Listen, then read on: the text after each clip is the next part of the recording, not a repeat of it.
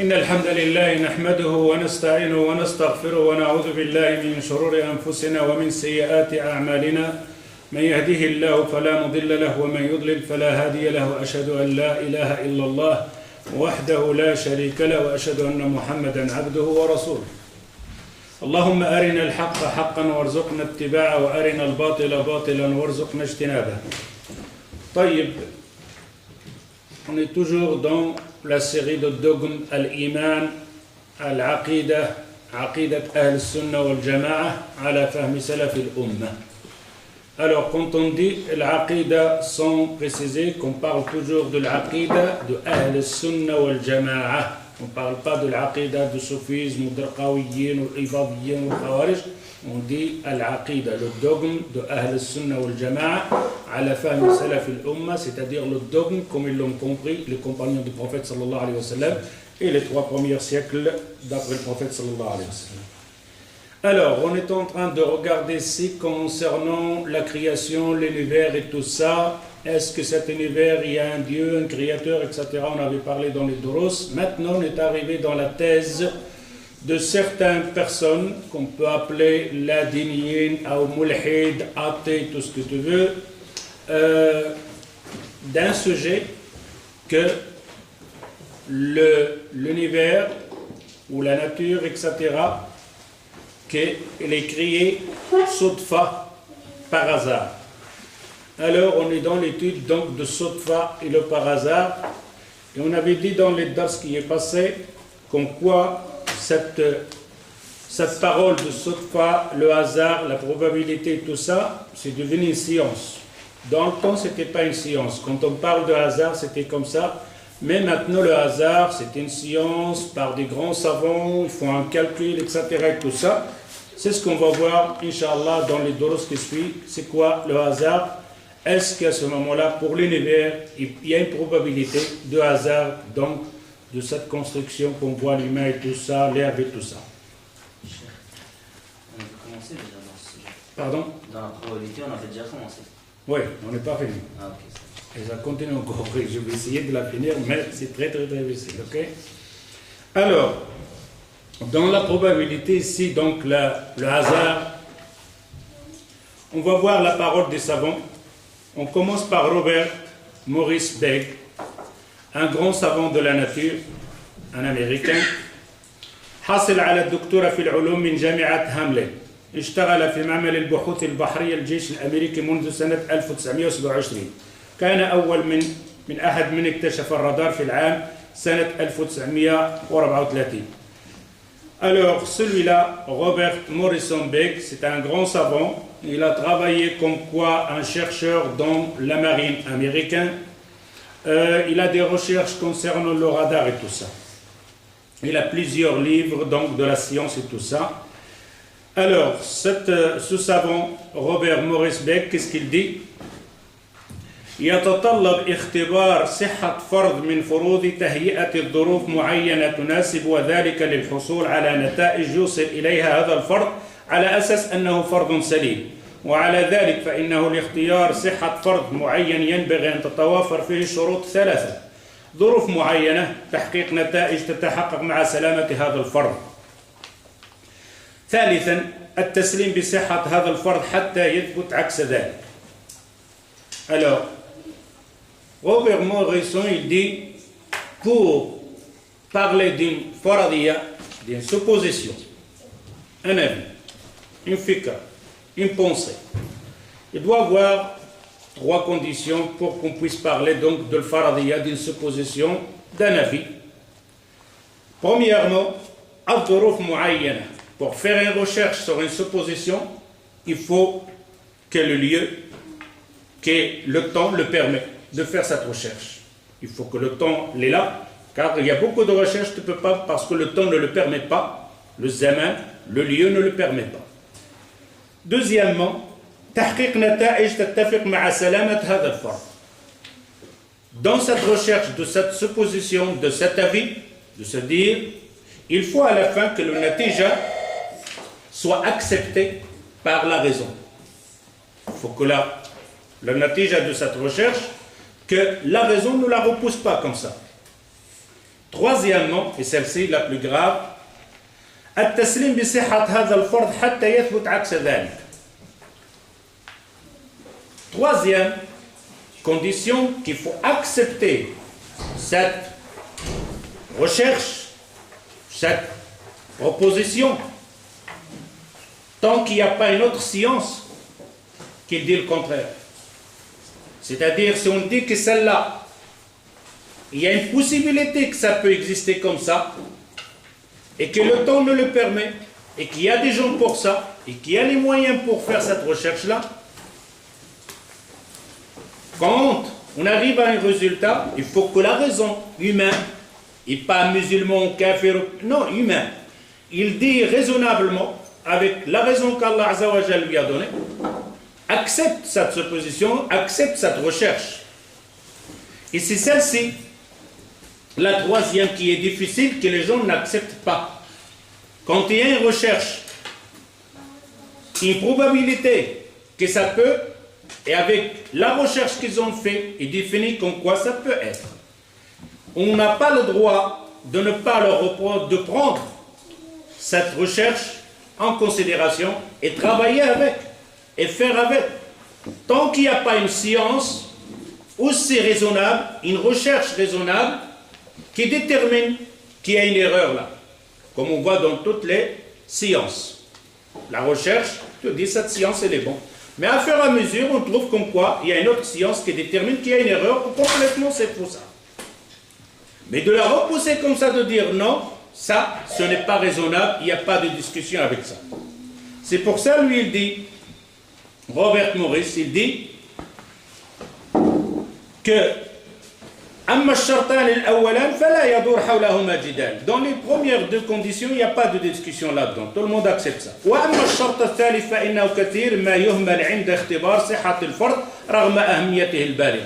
La troisième, c'est quand il y a une recherche concrète, basée sur la science, basée sur la raison, les gens ne lui donnent pas l'importance et disent ah ça va.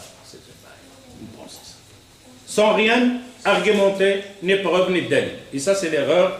Et lui il dit فعندما كانت السفن قديما تصنع من الخشب بسبب شيوع الاعتقاد أنه لا بد من أن تصنع هذه السفن من مواد أقل كثافة من الماء كي تستطيع إلى غير ذلك. Je ne vais pas lire tout. Alors ce savant donc Robert Morris il dit dans le temps quand on construisait les bateaux, comme c'était un spécialiste dans la marine, on les construisait avec le bois.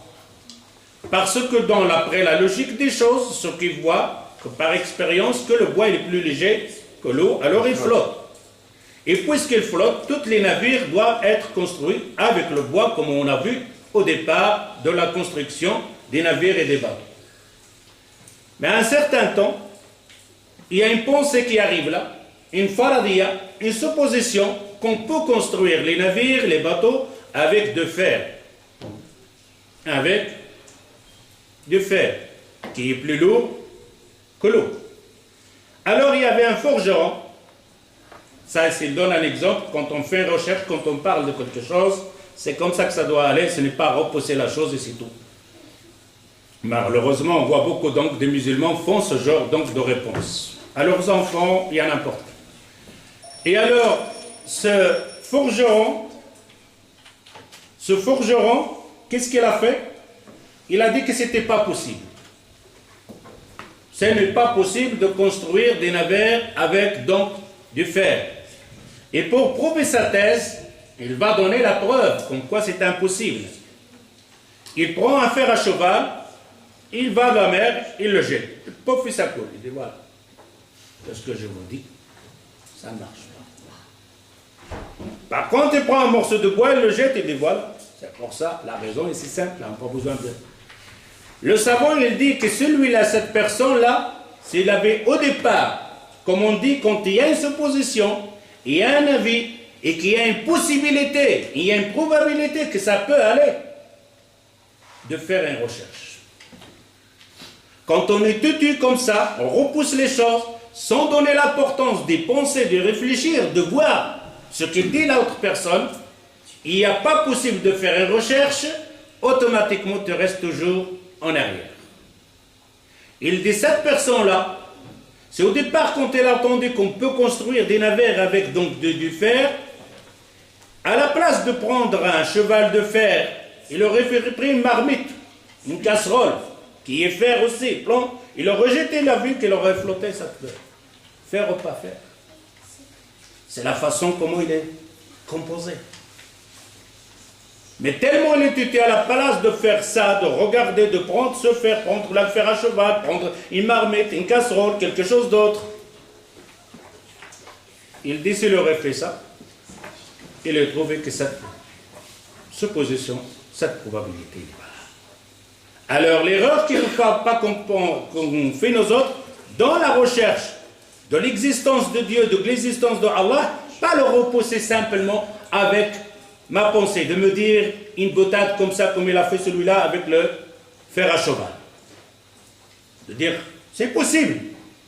Est-ce que la raison accepte cette supposition? Oui, c'est possible. Où est le problème? À ce moment-là, il faut faire une recherche et discuter là-dessus. ولننتقل بعد هذه المقدمة الموجزة إلى فكر وجود الله. Robert Morris, il dit maintenant, on va à la question concernant l'existence d'Allah. ودعنا نعتبرها الآن كما يعتبرها البعض مجرد فرض. Il dit, laisse-nous penser que c'est une supposition. Tu crois ou tu ne crois pas, c'est autre chose. Est-ce que cette supposition, cette pensée de dire, est-ce que l'univers est un créateur, oui ou non? Pourquoi la repousser? Possible. Faradiyya, il n'y a pas une raison qui la repousse. فإذا أردنا أن نختبر صحة هذا الفرض فلا بد أن نسلم أولا. Si on veut comprendre cette raison, cette possibilité, cette probabilité, il faut accepter au départ que c'est possible. Si tu me dis non, c'est impossible, il n'y a pas de recherche, il n'y a pas de discussion, il n'y a pas de dialogue, c'est tout ça.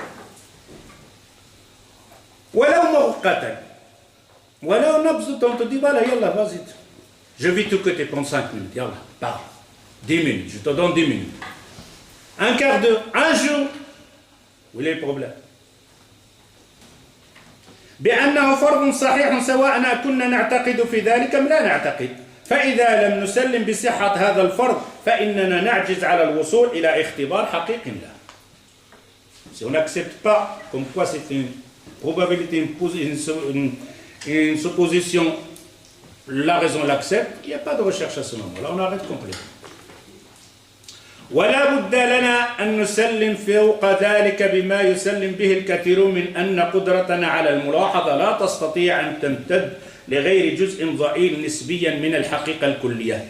فالإله الذي نسلم بوجوده لا ينتمي إلى عالم الماديات ولا تستطيع حواسنا المحدودة أن تدركه. Ce qu'on avait discuté donc والأبعاد الثلاثة وبذلك فإنه لا يمكن أن تحده تلك الأبعاد الثلاثة. Alors on est en train de chercher de quelque chose, car la supposition dit qu'il y a un créateur pour cet univers. Et l'univers il est composé de quoi? De matérialisme, des atomes, de quelque chose qui bouge, de quelque chose de dharra. Celui qui peut créer cette chose qui est matérialisme ne peut pas être matérialisme. Ne peut pas être matérialisme. Car on a vu que le matérialisme a un début et une fin. Et cette chose-là, qui n'a pas de début, pas de fin, pas de composition, atome avec atome, comme on va voir avec le sujet donc des autres composants de cet univers, on ne peut pas dire que c'est matérialisme. Ce n'est pas matérialisme, alors c'est quoi? C'est quelque chose qui n'est pas matérialisme. Alors, pour trouver ou faire une recherche sur ce créateur de cet univers, est-ce qu'on doit le chercher avec des appareils, avec de la technologie, du matérialisme, qui est matérialisme? Non. Le matérialisme, on cherche avec le matérialisme. Quelque chose qui n'est pas matérialisme, qui est abstrait, il faut le chercher avec quelque chose qui n'est pas matérialisme. Est-ce qu'on a quelque chose qui n'est pas matérialisme? Hein? La raison. La raison. On dit t'as raison. J'ai raison. Il est comment la raison? Il pèse combien? Quelle couleur il a? Hein? Il a comment c'est quoi? Il y a la raison. La pensée. J'ai une pensée. Je pense. C'est pour ça l'autre là dit je pense alors j'existe. Alors pour trouver ce créateur, il faut le chercher avec le matérialisme qui est autre chose qu'on peut tester dans le laboratoire, dans l'hôpital, avec les appareils, tout ça. Rien à faire, il faut le chercher avec la raison. Et on sait ce qu'on cherche ne détermine pas les 3 dimensions. Vous savez c'est quoi les 3 dimensions? Vous entendez parler simplement de 3 dimensions. 3 dimensions parce que nous autres, on ne peut pas voir plus que 3 dimensions. Ce téléphone, il a combien de côtés? 4. 6. Tu ne sais pas compter toi ou quoi? 6. Un dé, il a combien? 6. Combien il a? 6. 6. 6. Quand on parle des nombres. Alors, celui-là, là, ce GSM là, je le regarde de mon côté, je vois combien de 3. Je ne peux pas voir plus. Impossible. Et toi, tu verras de ton côté 3, tu ne verras pas plus. Tu ne verras pas le 4e et le 5e et le 6e. Ce qu'on appelle la 3 dimensions, je regarde les 3 côtés. Tu peux le tourner comme tu veux, tu verras que 3. Alors ici, dans cette chose-là, pourquoi je dis la 3 dimensions, c'est un matérialisme composé, c'est quelque chose de matérialisme. Ce que je cherche, il n'a pas ce genre de 3e dimension. Absolument rien. نشأة العالم هو مصادفة أو قصد. Voilà la question qui va se poser ici, ce savant. Qui va poser cette question-là? وهو Frank Allen. Frank Allen, il va poser cette question. هل العالم, l'existence de l'univers, de cette nature qu'on vit dedans, est-ce que c'est par hasard qu'elle est là? Ou alors, qasd, c'est un but qui a été fait pour quelque chose. Quand on dit a été fait quelque chose, c'est qu'il y a quelqu'un derrière. Quand on dit surface, c'est qu'il n'y a rien derrière. Alors, ce Frank Allen, c'est un savant, alim tabi'a, al-biologia, c'est un savant dans la biologie, alim al-hayat, bio, c'est hayat, logique, c'est ilm. Magistère ou doctorat في جامعة كورنيل أستاذ الطبيعة الحيوية, c'est-à-dire qu'il s'occupe donc de la biologie, comme on appelle la vie, donc concernant la vie, tout ça.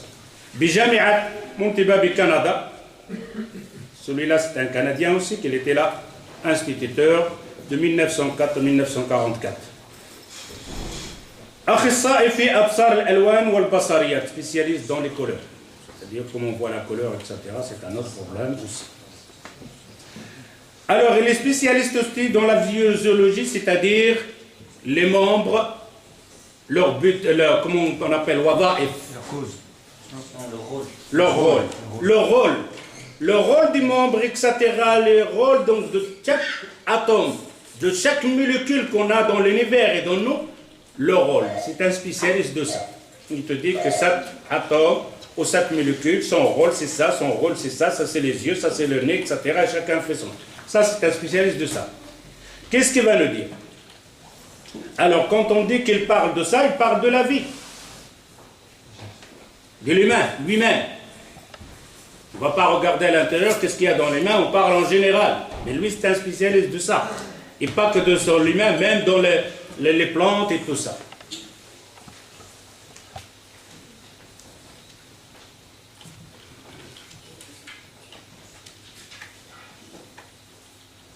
كثير ما يقال أن هذا الكون المادي لا يحتاج إلى خالق. Il dit tout, on entend beaucoup disent que cet univers n'a pas besoin de créateur. ولكننا إذا سلمنا بأن هذا الكون موجود فكيف نفسر وجوده ونشأته. Il y a des gens qui disent que cet univers n'a pas besoin de créateur. Il dit, mais alors à ce moment-là, cet univers ici, mawjoud, il est là. tu es là, je suis là, la table elle est là, le micro est là, les arbres ils sont là. Mais alors, comment ils sont là? Comment ils sont là? Et comment ils sont construits?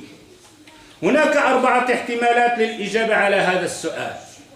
Il y a 4 possibilités de répondre à cette question. فإما أن يكون هذا الكون مجرد وهم وخيال وهو ما يتعارض مع القضية التي سلمنا بها حول وجوده. Première supposition, c'est un khayal. Comment on appelle ça le khayal? Un rêve.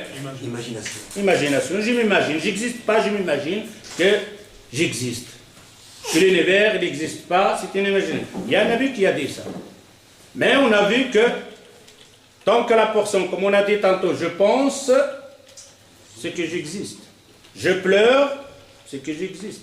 Ce genre de sentiment de pleurer, d'être heureux, c'est qu'il y a quelque chose. Ok? À ce moment-là, première celle-ci, tu dis alors à ce moment-là, non. On n'est pas d'accord parce qu'on avait étudié dans les premières doros, donc de l'existence, de l'obligation, qu'elle existe. وأما أن يكون هذا الكون قد نشأ من تلقاء نفسه من العدم. Ou alors cet univers, c'est lui-même qui s'est créé, il n'existait pas, il s'est fait créer. وأما أن يكون أبديا ليس لنشأته بداية. Ou alors celui-là, il a toujours existé, cet univers, il n'a pas de début. وأما أن يكون له خالق. Ou alors il y a un créateur qui a créé cet univers. أما الاحتمال الأول فلا يقيم أمامنا مشكلة سوى مشكلة الشعور والإحساس. Première supposition que c'est un rêve ou une imagination, ça ne tient pas la route. Puisqu'on est là. Et on ressent toutes les choses qu'on ressent maintenant. أما الرأي الثاني القائل أن هذا الكون أو هذا العالم بما فيه من مادة وطاقة قد نشأ هكذا وحده من العدم فهو لا يقل عن سابقه سخفا وحماقة ولا يستحقه أيضا أن يكون موضوعا للنظر أو للمناقشة. Voilà des choses qu'on ne peut même pas discuter. Que cette chose, comme on avait dit dans les premières doros, qu'il n'existait pas et après elle s'est fait elle-même, on a dit c'est pas possible. Toute chose, elle doit avoir une force derrière qui l'a fait exister. Alors ce qui nous reste, والرأي الثالث الذي يذهب إلى أن هذا الكون أزلي ليس لنشأته بداية. Alors, وإذا فنحن إما أن ننسب صفة الأزلية إلى عالم ميت. Alors, que cet univers n'a pas de créateur, alors à ce moment-là on dit que cet créateur, cet univers, alors on dit que cette science, cette construction, on le donne à quelqu'un qui est mid. Il n'y a pas de vouloir, de force, de l'irada, etc. C'est la nature même. وإما أن ننسبها إلى إله حي يخلق ولكن قوانين الديناميكية الحرارية c'est-à-dire thermodynamique. La thermodynamique nous dit que cette supposition, on avait dit dans les doros les premières, maintenant on passe là en vitesse simplement. La thermodynamique, il nous dit, avec le calcul de maintenant, que ce n'est pas possible que cet univers n'a pas de début. Pourquoi? Parce qu'on voit que lui-même, il s'éteint. Il est en train de s'éteindre. Et tout va s'éteindre. Que cette chaleur, de le départ de Bim Bom, on parlait de la première atome qui a fait Bim Bom, c'est une chaleur. Et on sait, cette chaleur-là, est-ce qu'elle a toujours existé ou il a un début? Ils disent non, il a un début, cette chaleur. Est-ce que cette chaleur, il maintient cette chaleur continuellement ou il est en diminution? Il est en diminution. Alors, ne peut pas être Al-Azali, qui n'a pas de début et qui n'a pas de fin. Qui calcule ça? C'est la science, donc de thermodynamique, comme quoi cette chaleur, de cette création, de cet univers, il va à la perte. فيه جميع الأجسام تحت درجة من الحرارة البالغة الانخفاض هي الصفر المطلق. Le calcul nous dit que cet univers avec le soleil, tout ça, il est en train de s'avancer, donc d'arriver à 0. À 0 degré, je ne sais pas si j'avais une photo ici. Le début du soleil. Actuellement, le soleil va grandir. La chaleur, sa chaleur va aller plus. Le magma qui est à l'intérieur va... Et tout d'un coup, ça va devenir une grande boule. Plus grande que maintenant. Mais alors, c'est là qu'il va exploser. Ça, c'est la chaleur. Le début de la chaleur. Il grandit, il grandit, il grandit, il grandit. Il arrive ici. il va devenir pas rouge comme ça, il va exploser, il va s'éteindre, et voilà le soleil comme il va devenir. Plus rien. Qui a fait ce calcul?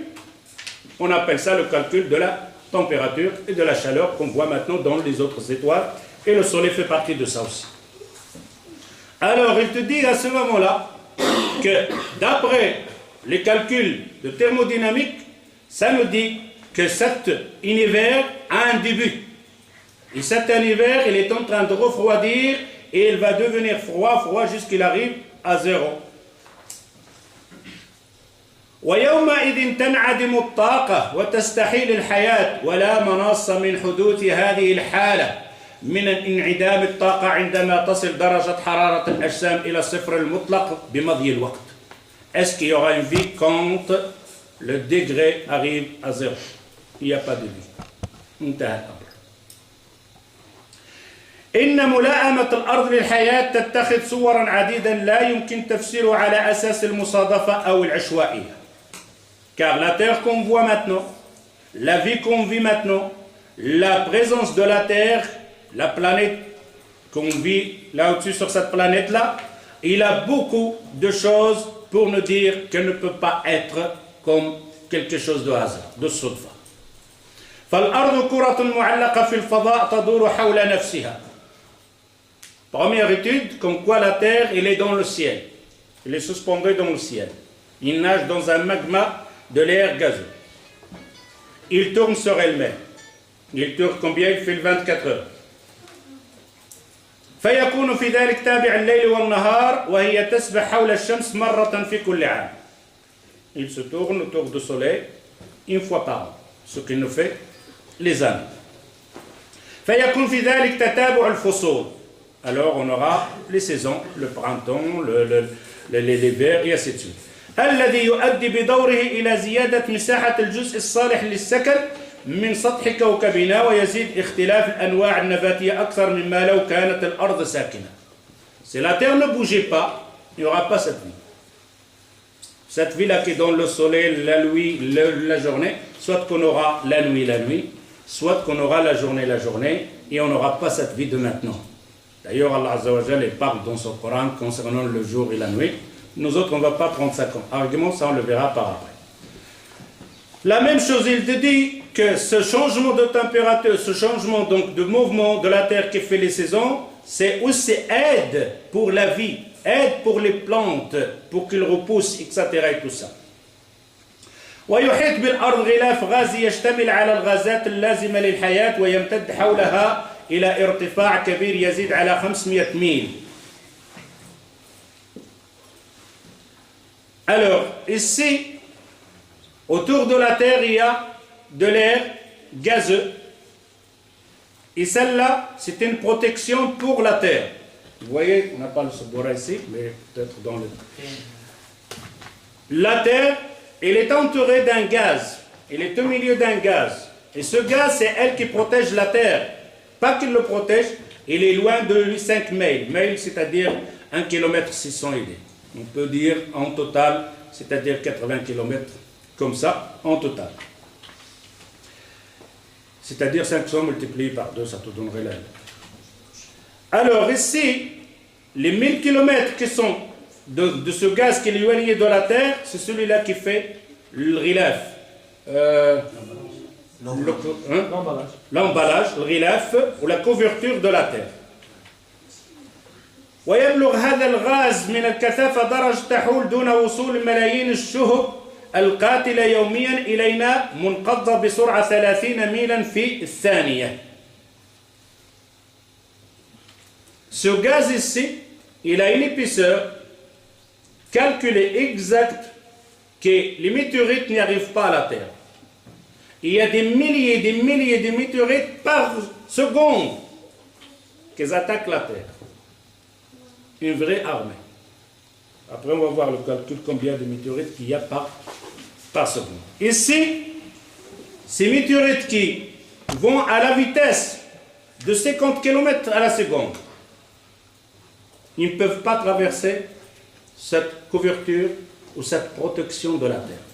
Ici, on est en train de parler de combien il y a de choses, de hasard, pour que la vie puisse exister sur Terre. On a parlé donc de poids de la Terre. Le poids de la Terre, il est très important. Si diminue un petit peu ou il grandit plus, ça ne va pas. La distance qu'il a entre elle et le Soleil, s'il s'approche un petit peu ou il s'éloigne un petit peu, ça ne va pas. La question de gaz qui est autour, c'est jamais l'épaisseur grandit ou diminue, ça ne va pas. S'il grandit, les rayons ne passeront pas. S'il diminue, les météorites attaquent la Terre. Pas de vie. Tout cela, il faut le mettre dans le calcul donc de hasard. إلا أن حجم وزن بعض الشهوبات أو شهب كبير إلى حد تخترق معه الغلاف الجوي وتصيب سطح الأرض. Certains météorites qui sont grands, parfois ils arrivent à passer cette couche donc du gaz qui est autour donc de la Terre. Ces météorites, quand ils arrivent sur Terre, les autres ils brûlent avant qu'ils arrivent sur Terre. La couleur, je ne l'ai plus. Ah, il faut beaucoup d'argent pour la couleur. Alors, ici, c'est les distances de l'air. Je n'ai pas calculé d'après les savants, ce n'est pas calculé juste. Vous voyez l'Everest ici, la distance donc, de l'air. Après, c'est une autre puissance d'air. Voilà les météorites où je les arrive ici. Ceux-là, quand ils traversent la couche de l'air qui est autour, tellement qu'ils vont vite que ça brûle. Ça explose dans l'air avant qu'elle arrive. Alors, ça arrive des petites pierres. Ça devrait arriver comme ça, des centaines, des milliers, il n'y aura ni terre, ni vie, ni rien du tout. Parfois, il y a des météorites qui passent la couche ici, ils arrivent sur Terre. ومن جملة الشهب التي عبرت الغلاف الغازي ووصلت الأرض هو الشهاب العظيم المعروف بسيبير. Il y a le grand météorite qui est arrivé qu'on appelle Sibérie du côté de la Russie. والذي أصاب الأرض سنة 1908 qui a touché la Terre en 1908. وكان قطره بشكل أنه شغل مكانا من الأرض بمقدار 40 كيلومترا تقريبا وسبب خسائر كبيرة. Il a fait une distance de dégâts de 40 km, ce rocher, ou cette météorite. Il a fait un grand dégât. Alors, quand on imagine que ceux-là, ils arrivent des milliers par seconde, il n'y a pas de terre, il n'y a pas de vie. Et qui a donné cette épaisseur de cette couche pour protéger cette terre-là? On va voir après le hasard, qu'est-ce qu'il va faire. ومن جملة قلنا كذلك والشهاب الآخر الذي سقط في أريزونا un autre météorite qui est tombé en Arizona في أمريكا والذي كان بقطر كيلومتر واحد. Sa grandeur c'était 1 km وعمق ب 200 متر. La profondeur de ce météorite 200 متر. أحدث عند سقوطه على الأرض حفرة عميقة فيها وتولدت منه شهب صغيرة كثيرة نتيجة انفجار شغلت مساحة كبيرة كذلك il a allumé le feu etc. tout ça. Alors imaginez, vous voyez parfois la Lune, la photo de la Lune, plein de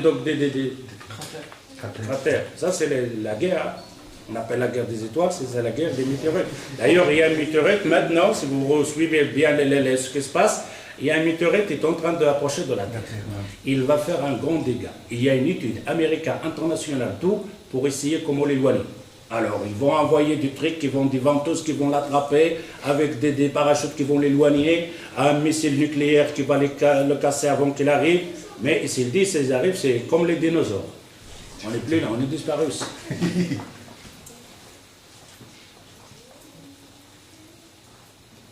Alors, ويكتب كورسي موريسون, un autre savant, إن الهواء المحيط بالأرض لو كان أقل قليلا مما عليه. L'air, la couche d'air qui est autour de la Terre, s'il était fin plus que ce qu'il est maintenant, فإن الأجسام السماوية والشهب الثاقبة التي ترده بمقدار عدة ملايين شهاب.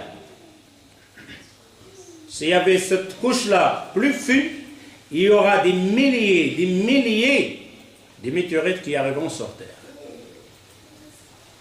وتتلاشى في الفضاء الخارجي فإنها كانت تصل إلى الأرض دائما وتصيبها. إن هذه الأجرام الفلكية تتحرك بسرعة 40 ميل في الثانية.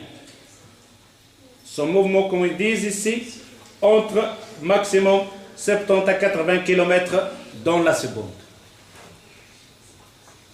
وهي تنفجر وتحترق عند اصطدامها بأي شيء. Elle se brûle avec le frottement de cette couche d'air. ولو كانت سرعة هذه الأجرام أقل مما هي عليه مثلا بسرعة الطلقة فإنها كانت تسقط على الأرض جميعا.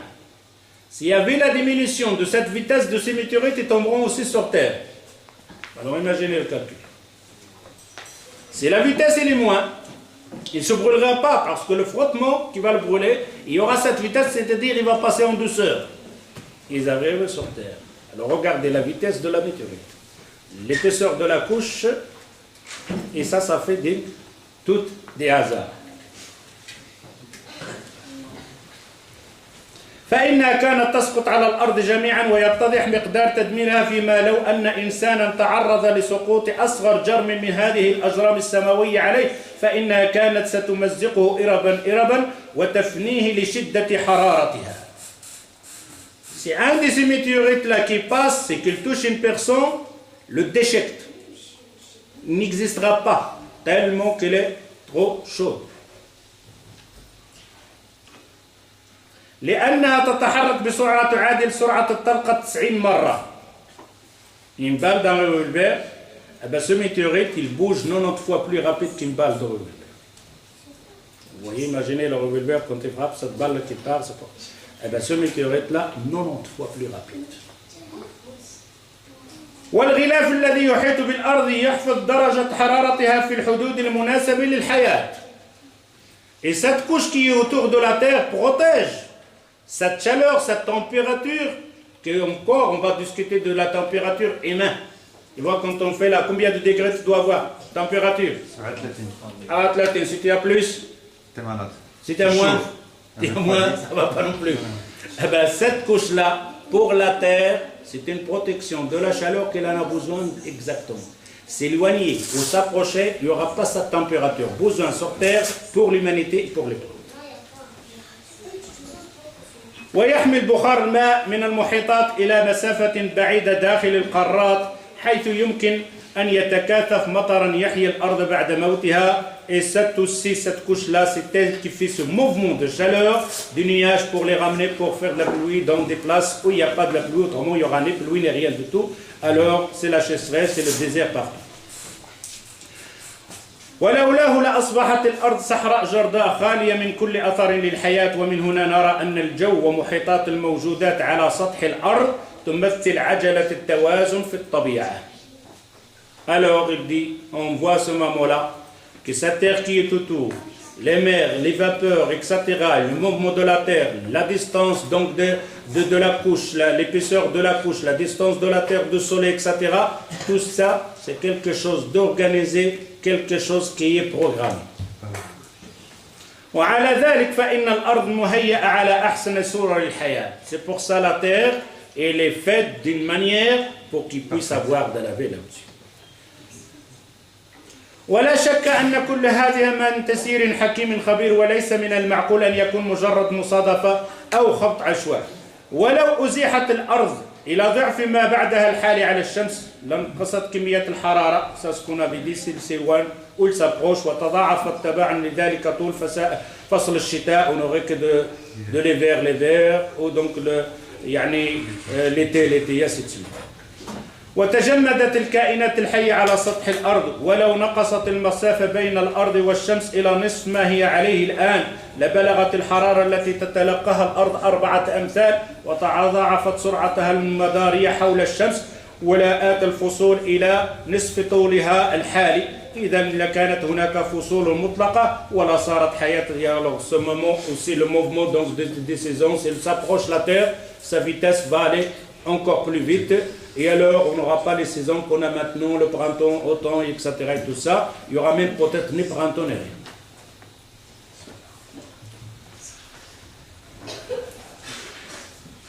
وعلى ذلك فإن الأرض بحجمها وبعدها الحالين عن الشمس وسرعة في مدارها تهيئ للإنسان أسباب الحياة والاستمتاع بها في صورها المادية والفكرية والروحية على النحو الذي نشاهد اليوم في حياته. فإذا لم تكن الحياة قد نشأت بحكم وتصميم سابق فلا بد أن تكون قد نشأت عن طريقة المصادفة. فما هي تلك المصادفة إذن حتى نتدبرها ونرى كيف تخلق الحياة.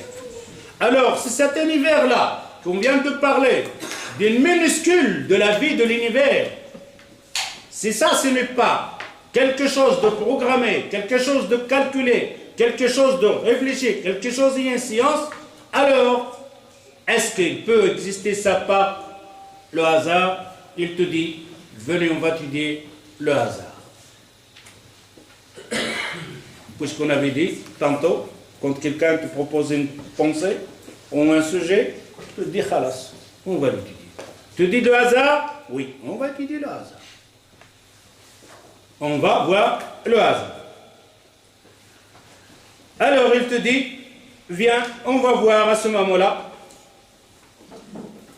donc ce hasard, comment il va créer la vie.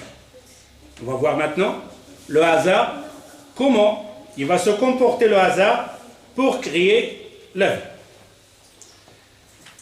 إن نظرية المصادفة والاحتمال لها الآن من الأسس الرياضية السليمة ما يجعلها تطبق على نطاق واسع أو تطبق على نطاق واسع حيث من عدم الحكم الصحيح المطلق. Le calcul de hasard, de المصادفة, les riyadiyat, les mathématiques de Sodfa, c'est quelque chose étudié par les savants dans des sujets qu'on ne peut pas leur trouver une réponse concrète directement. C'est-à-dire intouchable. Et alors on fait ce genre donc, de calcul de hasard.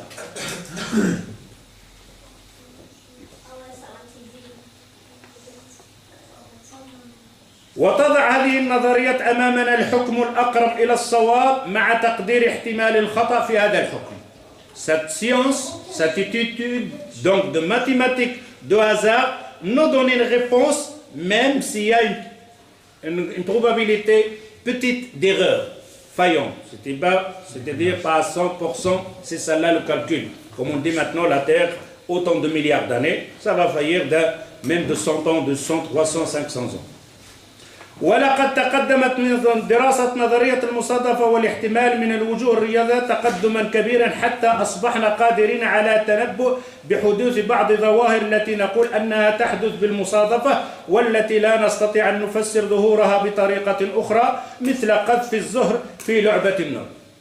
Il dit, il est arrivé la science maintenant à faire un calcul que dans le temps on disait que c'est de hasard, mais on arrive à faire le calcul à ce hasard qui peut arriver à tel. La même chose comme ils ont fait le calcul pour le dé quand on le jette dans le jeu de hasard. Le dé qui a 5 côtés, 6 côtés là, le 1 et le 2. Tu dis combien tu vas jeter ce dé là et quelle probabilité, pourcentage que tu as pour que le 5 tombe à tel jet ou le 6 ou le 1. Ils disent, ils arrivent à faire le calcul ça. C'est pour ça qu'on a vu dans certains reportages des mathématiciens, des grands spécialistes, ils ne travaillent pas au casino, ils travaillent avec des gens qui travaillent au casino. Des calculs, des feuilles, etc. pour lui dire à quel moment ces possibilités, la probabilité que ce dé tomberait dans le numéro rouge, le noir et ainsi de suite. وقد صرنا بفضل تقدم هذه الدراسات قادرين على تمييز بين ما يكون أن يحدث بطريق المصادفة وما يستحيل حدوثه بهذه الطريقة.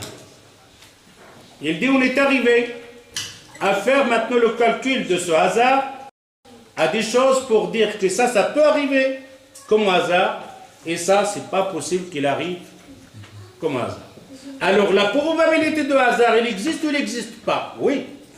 C'est pour ça les non-croyants, les athées, ils te donnent lui-même, parce que les non-croyants, qu'est-ce qu'ils te disent? Qu'est-ce qu'ils ont comme argument? C'est celle-là, le hasard. Maintenant ce hasard-là, cette science de hasard, de ces non-croyants, quand vous discutez avec eux, ils discutent avec toi par le hasard. Tu lui dis ce hasard-là, c'est lui-même qui va te donner la réponse à toi-même et qui va te dire que tu es en erreur. Car la probabilité de hasard existe, mais lui il te donne la probabilité de hasard dans la première petite miniature de quelque chose, il te dit voilà le hasard, il est là. On te dit oui, le hasard il est là. C'est juste. Maintenant si on fait par exemple, mais faisons comme on va voir par après là, on a une boîte pleine de chiffres. Et on va sortir 2 chiffres. Est-ce qu'il peut avoir 1 et 2? Il peut avoir. C'est de hasard. Est-ce qu'il peut avoir sortir que le 1 va sortir? Maintenant, est-ce que c'est possible que le 1 va sortir avant le 2? Il y a un autre hasard, c'est possible. Hein, que le 2 va sortir avant le 1. Maintenant, si on dit 1, 2, 3, en mélangeant, on va sortir 1, 2, 3, ils vont sortir de la boîte. Il va faire peut-être 1, 3 et 2. C'est une possibilité. Et faire 1, 2, 3, c'est une possibilité. Mais de me faire 1, 2, 3, 4, 5, 6, 7, 8, 9, il me faut combien? Là, on est en train de dire, attends. Au départ, 1, 2, on a dit une probabilité de hasard. Mais dans la deuxième et la troisième et la quatrième, et en plus, c'est ce que c'est possible, ces chiffres vont sortir 1, 2, 3 en lignée. C'est pour ça, quand eux te parlent de hasard, ils te parlent de ça. Je mélange. Et alors, il peut sortir 1 après le 2? Oui. Eh bien, tu dis, voilà le hasard. On dit, d'accord, continuez. Pour voir. Comme j'avais dit l'autre fois, je ne sais pas si c'est ici ou dans un autre, un aveugle qui prend un aiguille. Il est aveugle, il ne voit rien. Il prend un aiguille, toc, il le jette, il rentre dans le premier trou de l'aiguille. C'est le hasard ou c'est la science? Savoir. Ça peut être un hasard, oui. Tu as raison. Maintenant, on lui donne troisième aiguille, c'est un aveugle. Il lâche, il rentre dans la deuxième trou de l'aiguille. C'est le hasard ou savoir? Hein? Ça commence à compliquer les choses ici. Le quatrième aiguille, il la lâche, il rentre dans le troisième trou d'aiguille. Le hasard, il est là. Et c'est pour ça le Malahida, il te parle de hasard ici, petit. Allez, éloigne. Vas-y, ne me parle pas donc de acide aminé, et alors tu arrêtes là. Acide aminé, allez, protéines, et ainsi de suite. Il y a dans le corps des milliards. C'est ce calcul qu'il faut faire. Et c'est ce calcul qu'ils vont faire, il te dit ici. Alors, وقد صرنا بفضل تقدم هذه الدراسات القادرين على تمييز بين ما يمكن أن يحدث بطريقة المصادفة وما يستحيل حدوثه بهذه الطريقة. Ils sont arrivés dans la recherche de te dire que ça peut être un hasard, comme on a dit maintenant, et le reste, ce n'est pas un hasard.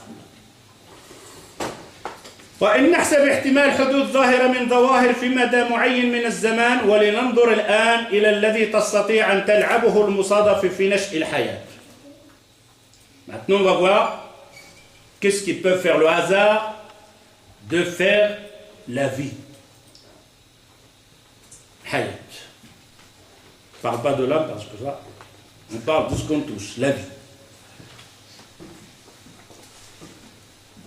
أن البروتينات من المركبات الأساسية في جميع الخلايا الحية وهي تتكون من 5 عناصر هي الكربون والهيدروجين والنيتروجين والأكسجين والكبريت. Alors, on va te chercher ici le hasard maintenant. Acide amine, sa composition. Peut-être elle existe en 3 dimensions.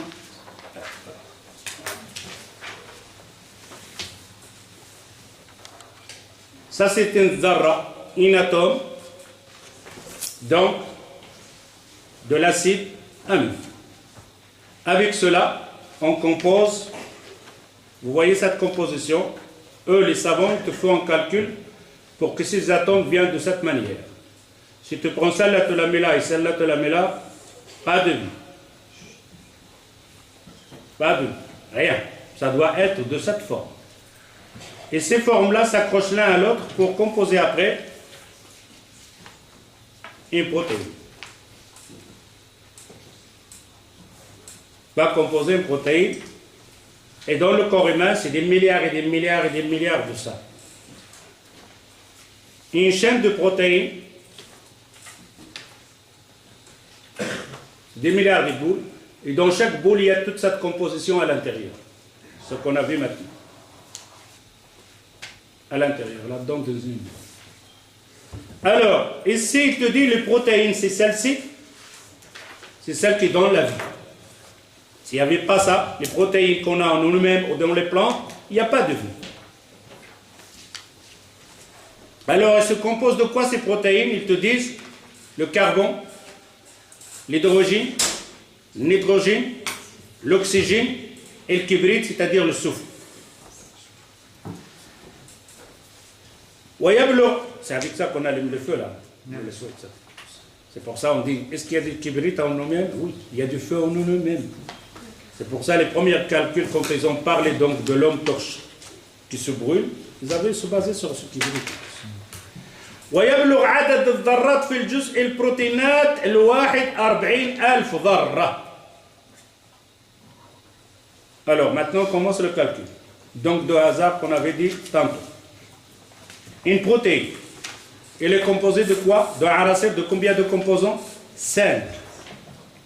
Le carbone, l'hydrogène, le nitrogène, l'oxygène et le kibrit. ويبلغ عدد الذرات في الجزء البروتيني الواحد 40,000 ذرة. Dans un protéine, il y a 40 000 atomes. 40 000 atomes dans une simplement protéine. 40 000 ذرة. ولما كان عدد العناصر الكيميائية في الطبيعة 92 عنصر موزعة كلها توزيعا عشوائيا. Combien il y a donc de la vie? De l'عنصر. Dans la vie, qu'on vit, combien de composants il y a? Qu'on trouve dans la nature 92, 91 عنصر, c'est-à-dire le cuivre, etc. et tout ça.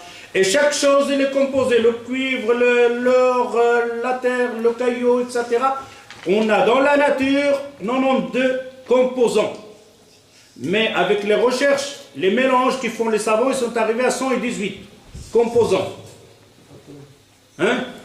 Ouais, des composants atomes, c'est-à-dire des recherches pour inventer quelque chose. C'est-à-dire, il va te mélanger maintenant le fer avec le cuivre, il va te sortir une autre matière plus dure, un autre composant. Mais dans la nature d'elle-même, il a la 90 composants, avec le fer et le cuivre et le diamant et tout ça. 90 composants qu'on a cités ici, et chaque fois, on invente un autre composant. Mais si on prend rien que les 92 composants qui est dispersé dans la nature, qui existe dans la nature pour faire ce genre donc de protéines. فإن احتمال اجتماع هذه العناصر الخمسة لكي تكون جزءا من جزئيات البروتين يمكن حسابه لمعرفة كمية المادة التي ينبغي أن تختلط خلطا مستمرا لكي تؤلف هذا الجزء ثم لمعرفة طول الفترة الزمنية اللازمة لكي يحدث هذا الاجتماع بين ذات الجزئي أو ذرات الجزئية الواحد. Alors, pour faire ça, pour arriver à ça, pour faire ce mélange, qu'on a les 5 composants. Les 5 composants se trouvent dans la nature. Et en total, on en a combien? 90, sans chercher les autres qu'on a.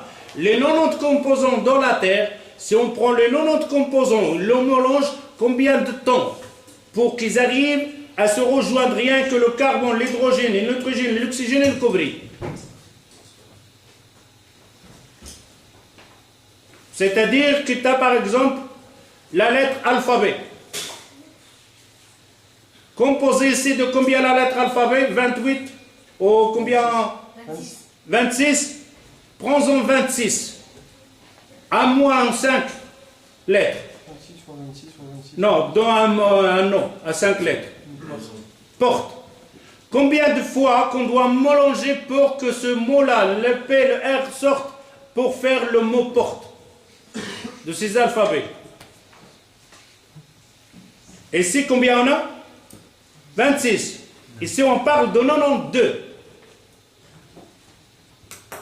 Ici, on parle de 90. Peut-être l'alphabet chinois correspondra à ça.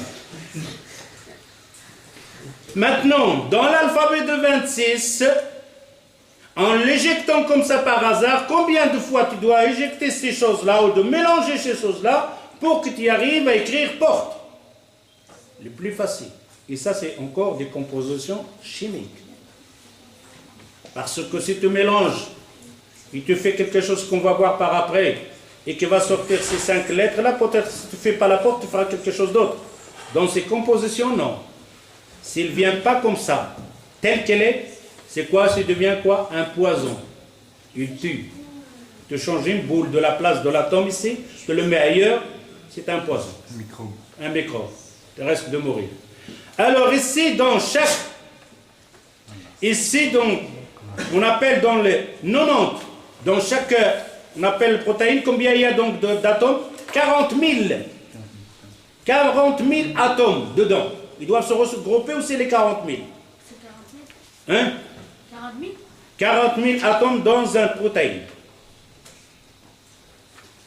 Alors, il te dit, c'est pour combien de temps il nous faut pour mélanger, en calculant les 94 unsur, c'est-à-dire donc de ces cuivres et tout existe pour faire un atome. Il va faire lui-même le calcul parce que nous autres, on n'y arrivera pas à faire ce calcul.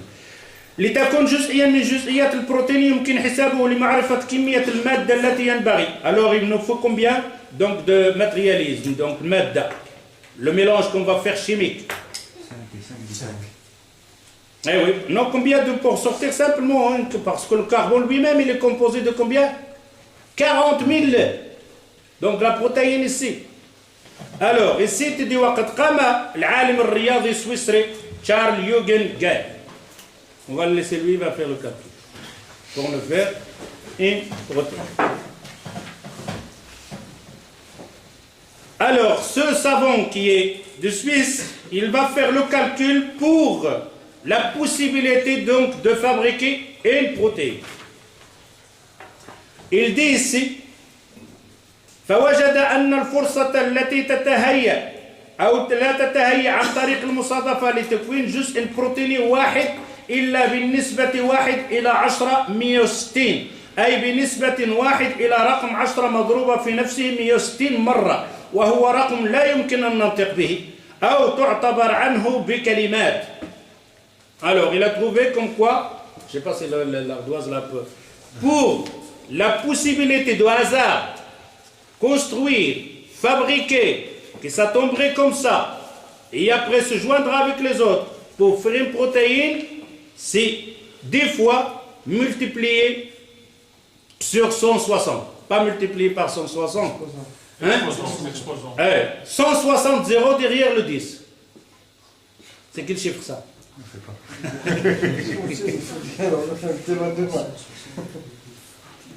Alors, tu fais 10 et tu mets derrière ce 10 là 160 0. Alors, lui, il te dit, ce savant suisse, donc Charles ici, Charles, il dit, hey, pour faire une protéine comme ça, par hasard, ça peut se fabriquer en mélangeant et le laisser, parce qu'en plus, lui, il va calculer le mouvement. Vous avez vu, quand les médecins font des recherches, ils font un mélange, ils le font dans un mouvement. Ils doivent voir ce mouvement. Et combien ils doivent monter pour faire ça? Il va voir combien de milliers d'années pour faire ce mouvement, pour créer une protéine. Alors il dit que pour fabriquer un jus de protéine واحد بالنسبة 1 إلى 10 أي بنسبة 1 إلى رقم 10 مضروبة في نفسه 160 مرة وهو رقم لا يمكن النطق به أو التعبير عنه بكلمات. On ne peut pas le dire parce que tu ne peux pas le dire. Tu dis ce chiffre là de 10 et derrière lui 160 0, tu ne peux pas le dire comme ça simplement. ويتطلب تكوين هذا الجزء على سطح الأرض وحدها على طريق المصادفة بلايين لا تحصى من السنوات قدرها العالم السويسري بأن 10 مضروبة في نفسه 243 مرة من السنين. Pour fabriquer ce protéine avec tous les mélanges qu'on fait de l'unsur et tout ça, sur ce qu'on a sur la terre ici, pour faire ce qu'il y a sur la terre, que le hasard, il a besoin donc de 10 et derrière lui 243 années. Vous voyez combien d'années? 2 siècles et demi. Hein? 2 siècles et demi. Quel 2 siècles? Mais il n'a pas de nom carrément, tu ne peux pas le prononcer. C'est le premier chiffre, fois 200. C'est exposant. Ouais, il n'a rien compris lui. 10. Maintenant il nous faut 243,06. Exposant 240. Eh ben, il ne comprend pas, lui, il doit voir l'image. Alors, tu remplis la table ici, tu prends une autre table et tu continues. Tu me dis quel chiffre qui t'a.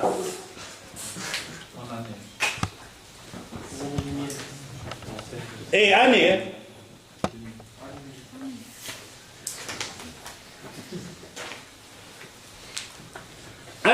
il dit ici,